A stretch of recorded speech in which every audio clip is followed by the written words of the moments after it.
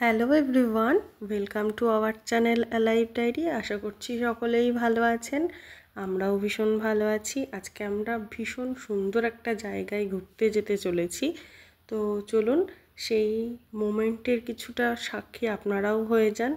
আর গুজরাটে যদি কখনো আসেন আপনারা, এই দুটো জায়গা কিন্তু একদম মিস করবেন না। তো আজকে আমাদের গন্তব্য ছিল স্ট্যাচু অফ ইউনিটি, আর আরেকটা ছিল পৈচার নীলকণ্ঠ ধাম।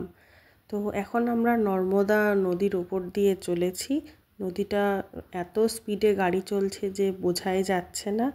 এই যে নর্মদা ব্রিজ এখন ক্রস করে আমরা এগিয়ে চলেছি। আমাদের প্রথমেই যাওয়ার কথা ছিল স্ট্যাচু অফ ইউনিটিতে, কিন্তু স্ট্যাচু অফ ইউনিটিতে 27 জানুয়ারি মনডে থাকার কারণে সেটা ক্লোজ ছিল। আসলে এখন নতুন রুল বেরিয়েছে যে মনডেতে এটা মেনটেনেন্স হয়, তো সেজন্য কোনো দর্শনার্থী আসলে এটা দেখতে পারে না। আর স্ট্যাচু অফ ইউনিটিতে কার স্ট্যাচু আছে বলতে পারবেন? একদম যারা জানেন না কিংবা জানেন, সেটা হচ্ছে সর্দার বল্লভভাই প্যাটেলের। আর পরিবেশটা সত্যি অত্যন্ত মনোরম, ভীষণ সুন্দর। আর এই যে দেখা যাচ্ছে সর্দার বল্লভভাই প্যাটেলের মূর্তিটা, তো যেহেতু দেখা হলো না, আমরা ঘুরে চলে এলাম। সেই জন্য আমাদের সেই দিনই দুটো জায়গায় যাওয়ার কথা ছিল। আরেকটা ছিল নীলকণ্ঠ ধাম। তো এই যে নীলকণ্ঠ ধামের মধ্যে আমরা প্রবেশ করছি, মানে এটা দুর্দান্ত একটা টেম্পল। আর এই টেম্পলটার মধ্যে একটা বিশেষত্ব আছে। বিশেষত্বটা ভিডিওটা চলতে চলতে তো অবশ্যই আপনারা বুঝতে পারবেন। মানে এই টেম্পলের মধ্যে রেস্টুরেন্ট আছে, যেখানে আপনি চাইনিজ, তারপরে সাউথ ইন্ডিয়ান, নর্থ ইন্ডিয়ান, কি চাই আপনার সমস্ত রকম খাবার আপনারা পেয়ে যাবেন। তো চলুন আমাদের সাথে সাথে আপনারাও একটু দেখেবেন মন্দিরটা কতটা সুন্দর। মানে এত সুন্দর মন্দির আমি আগে কখনো দেখিনি। আমার তো ভীষণ ভালো লেগেছে। এই মন্দিরটাতে আপনারা কিভাবে আসবেন? যদি কেউ ভাদোদারা জাংশন থেকে আসেন, তো তাহলে আপনার ডিস্টেন্স পড়বে এই ধরুন 23 কিলোমিটার।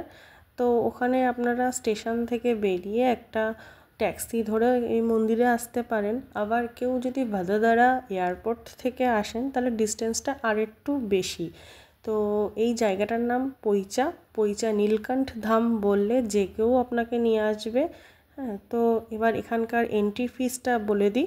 এখানে পার পার্সন, মানে অ্যাডাল্ট পার্সন 10 টাকা করে টিকিট মাথা পিছু।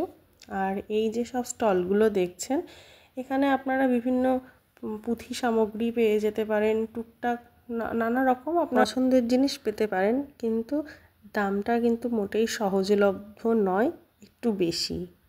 আর ওই যে দূরে দেখা যাচ্ছে নীলকণ্ঠ প্রসাদম, ওইখানে প্রসাদ পাবো ভেবেছিলাম, কিন্তু প্রসাদের কাউন্টারে গিয়ে যে নিজেই এমন চমকে গেছি কি বলবো।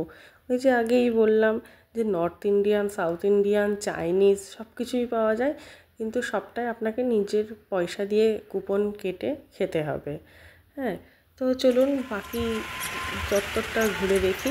এই যে গাছগুলো কিন্তু খুব সুন্দরভাবে সাজিয়ে গুছিয়ে রেখেছে। আর মন্দিরটার শোভা মানে অসাধারণ। মানে লাইট যখন জ্বলে সন্ধেবেলায়, মানে মন্দিরটার শোভা আরও অনেকটা মাত্রায় বাড়িয়ে দেয়। তো আপনারা যারা অবশ্যই আসবেন গুজরাটে, আমি বলবো অবশ্যই এই মন্দিরটা এসে ঘুরে যেতে। মানে এত অপরূপ শোভা মন্দিরটা। আর কমপক্ষে তো 5 ঘন্টা লেগেই যাবে আপনাদের এই মন্দিরটা পুরোপুরি কভার করতে। এখানে কিন্তু কি নেই সেটা আপনি ভাবুন। পার্ক আছে, রেস্টুরেন্ট আছে, আবার হচ্ছে বন্য জন্তুও রয়েছে। মানে এই যে গজরাজ এখানে রয়েছে, গজরাজকে দেখে তো ছেলে মেয়ে ভীষণ আনন্দ পেয়েছে। মানে ভাবছে এটা কি জন্তু, এতদিন তো কুকুর, বেড়াল সব কিছুই দেখেছে, পাখিও দেখেছে, কিন্তু এই হাতিটাকে ওরা এই প্রথমবার দেখলো। সেই জন্য ভীষণ মানে কৌতূহলী চোখ নিয়ে হাতিকে দেখছিল। তো সেটা দেখে আমাদেরও বেশ ভালো লাগছিল যে ওরা ভীষণ আনন্দ পেয়েছে। আর অনেকটা বড় জায়গা, সেদিন মানে মনের আনন্দে দৌড়াদৌড়ি ছুটোছুটি সবটা করেছে। আর এখন আমরা চলে যাচ্ছি যে নর্মদা নদীটা সামনে থেকে দেখা যাচ্ছে। তো এইটা নর্মদা নদী, এখানে চর পড়ে গেছে। হ্যাঁ, এবার যদি কেউ ভাবেন আপনারা এখানে দাঁড়িয়ে দাঁড়িয়ে বেশ সুন্দর একটা মনোরম পরিবেশ, গাছের ছাওয়ায় একটু নর্মদা নদীর হাওয়া খাবেন, তাহলেই ব্যাস আপনারা তাহলে এই স্বাদ আর পূরণ হচ্ছে না। কারণ এখানে নর্মদা নদীটা মানে কোনো ঠান্ডা হাওয়াই নেই, উপরে সূর্যের গরমের তাপটা পাবেন, কিন্তু প্রচণ্ড রোদ্দুর এখানে, মানে গরমকালে আসলে তো মানে ভীষণই কষ্টদায়ক হয়ে যাবে। আর এখানে তো যদিও গুজরাটে ঠান্ডা পড়ে না, কিন্তু আমার মনে হয় এরকম নভেম্বর ডিসেম্বরের দিকে আসাটাই ভালো। হ্যাঁ, মানে এপ্রিল এই সমস্ত টাইমটাতে মানে এই জায়গাটা আরও বেশি গরম ভাবাপন্ন। তো যাই হোক, আমরা মন্দিরের মধ্যে প্রবেশ করেছি, আর সুন্দর সরোবরের জল, নীল নীল জল। আর মন্দিরটা এবার বলে দিই, এই যে এখানে দেখার মতো কি আছে, প্রত্যেকটা মানে আলাদা আলাদা করে মন্দির করা রয়েছে। সেখানে অনেকগুলো মূর্তি আছে, সব মূর্তির সামনে একটা করে নারায়ণের শিলা রয়েছে, সেই শিলার মধ্যে জল পড়ছে, অনবরত সেটা চলতেই রয়েছে। এই যে এখান থেকেও দেখতে পারবেন। হ্যাঁ, আর প্রচুর ভক্ত সমাগম সবসময়ই থাকে এখানে, অনেক ভক্তরা রয়েছে। এই যে দেখতে পাচ্ছেন এবার, এই যে শঙ্খের মধ্যে দিয়ে জল পড়ছে নারায়ণ শিলার ওপরে। প্রত্যেকটা মূর্তির সামনেই এরকম করে একটা নারায়ণের শিলা রাখা আছে, আর প্রত্যেকটা মন্দিরের গৃহে একটা করে দেবদেবীর ছবি আছে। আর যে নারায়ণ শিলাগুলো দেখছেন, প্রত্যেকটা মন্দিরেই ওই নারায়ণ শিলার ওপরে শঙ্খের মধ্যে দিয়ে জল পড়ছে। আর এই যে একটা রথ দেখছেন, এটা সন্ধেবেলায় মানুষজন চড়ে এটার মধ্যে। আর এই যে আমাদের অধিরাজকে দেখছেন, সে দৌড়াদৌড়ি করছে। এই যে এখানে ঋষি বাল্মীকিরও মূর্তি রয়েছে। প্রত্যেকটা মন্দিরের সামনে একটা করে ঘণ্টা লাগানো আছে, যখন সন্ধেবেলা আরতি হয় তখন সাথে করে লাইটও জ্বলে, আবার এই ঘণ্টাগুলোও বাজতে থাকে। আর একটা অতি মনোরম পরিবেশ সৃষ্টি করে, যেটা না দেখলে সত্যিই বিশ্বাস করা যাবে না যে মন্দিরটা কতটা সুন্দর। মানে এক কথায় অসাধারণ বললেও যেন কম বলা হয়। এই যে সরোবরটা দেখলেন, এই সরোবরটার নাম নীলকণ্ঠ সরোবর। তো সরোবরের মধ্যে একটা রথ দেখলেন, সেই রথটাও সন্ধেবেলায় মানুষজন চড়ে। সকাল 10টার সময় এই মন্দিরটা খোলা হয়, আর একদম রাত 8:30 অবধি মন্দিরটা খোলা থাকে। এই যে নর্মদা নদীটা মানুষজন হেঁটে হেঁটেই পার হয়ে যাচ্ছে। আর এই যে নীলকণ্ঠ সরোবরের কথা বললাম আমি, এই নীলকণ্ঠ সরোবরটার সাইড দিয়েই আমরা চলে যাব আরেকটা মন্দিরের মধ্যে। সেখানে ভগবান নারায়ণ আর মা লক্ষ্মী বিরাজ করে। তো মন্দিরটার মানে ডেকোরেশনটা সত্যিই অসাধারণ, এত কারুকার্য করা, মানে নিজের চোখে না দেখলে বিশ্বাস করা যায় না। তো 27 জানুয়ারি যেহেতু আমাদের অ্যানিভার্সারি ছিল, আর এখানে যেহেতু পুজো দেওয়ারও একটা ব্যবস্থা ছিল, তো সেই জন্য মামনি মানে আমার ছেলে মেয়ের ঠামঠাম আমাকে বললো যে এখানে পুজো দিতে। তো এই জন্য ভগবান বিষ্ণু আর মা লক্ষ্মীর আরাধনা করেছিলাম। এই যে এখানে সব ভক্তরাই যে পুজো দিতে আসে। তো এখানে পুজোর জন্য ফুল, প্রসাদ সব কিছুই পাওয়া যায়। 30 টাকা করে তার জন্য দাম নেয়, আর 1 ঘটি জলও দেয়। আমি এগুলো নিয়ে এখন যাচ্ছি ভগবানের চরণে নিবেদন করতে। আপাতত অপেক্ষায় আছি, এবার পুজোয় বসেছি। পুজো শেষের পরে স্বামী নারায়ণ মন্দিরে এসেছি।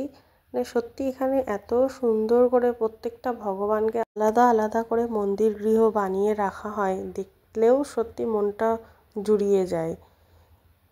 আর প্রত্যেকটা মন্দিরের ডেকোরেশন এত সুন্দর, যারা এই মন্দিরটা নির্মাণ করেছে তাদের হাতের কাজ সত্যি বাহবা দেওয়ার মতো।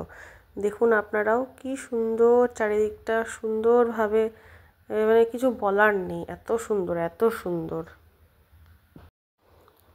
এই মন্দিরেরই আরেক প্রান্তে রয়েছে ভগবান শ্রীকৃষ্ণ, আর আরেক প্রান্তে রয়েছেন শক্তি দেবী। তো শক্তি দেবী আমি আগে দেখিনি কখনো, শক্তি দেবীকে আগে জানতাম শক্তিরূপী হিসেবে মা কালী, কিন্তু সেই শক্তি দেবী একটা অদ্ভুত মায়াময়ী রূপ তার, মানে কোনো উগ্রমূর্তি তার মধ্যে প্রকাশিত হয় না। তো এখন আমরা মন্দিরের ওপরে এসে গেছি, ওপর থেকে নিচটা দেখছি। মন্দিরের একদম গ্রাউন্ড ফ্লোরটা কতটা সুন্দর, আর কি সুন্দর পতাকা উঠছে, মানে এখানে প্রচণ্ড হাওয়া হয়, সেটাই পতাকাগুলো উঠছে বলেই বোঝাই যাচ্ছে, আপনারা সকলেই সেটা ভালো মতোই বুঝতে পারছেন। আর এখানে ভগবান গোপাল রয়েছে, গোপাল দোল খাচ্ছে, এটাও খুব সুন্দর। আর এই যে এতক্ষণ আমি বলছিলাম যে শক্তি দেবীর কথা, তো এক্ষুনি আপনারা শক্তি দেবীকে দেখতে পারবেন। এটা তো আমার হাজব্যান্ড, ইনি কিন্তু একদম কোনো দেবী নয়, সাধারণ মানুষ। আর এই যে শক্তি দেবী, শক্তি দেবী কিন্তু খুব স্টাইলিস্ট। আর এই যে আমাদের প্রসাদ খাওয়ার জায়গাটা, এখানে সবাই মানে খাবার নিয়ে বসে খাচ্ছে। বলেছি প্রসাদ বলতে এখানে Chinese, south Indian, north Indian, কিন্তু সবটাই ভেজ, একদম পিওর ভেজ। এখানে আইসক্রিম কাউন্টার রয়েছে, ননভেজ কাউন্টার তো নেই একদমই। কেউ যদি ভাবে যে চাইনিজ শুনে ননভেজ খাবে, তাহলে তার কিন্তু এই সমস্ত আশাটা ছেড়ে দিতে হবে। এখানে পিওর ভেজ পাওয়া যায়, যেহেতু গুজরাট, সেই জন্য পিওর ভেজিটেরিয়ান সবাই থাকে এখানে।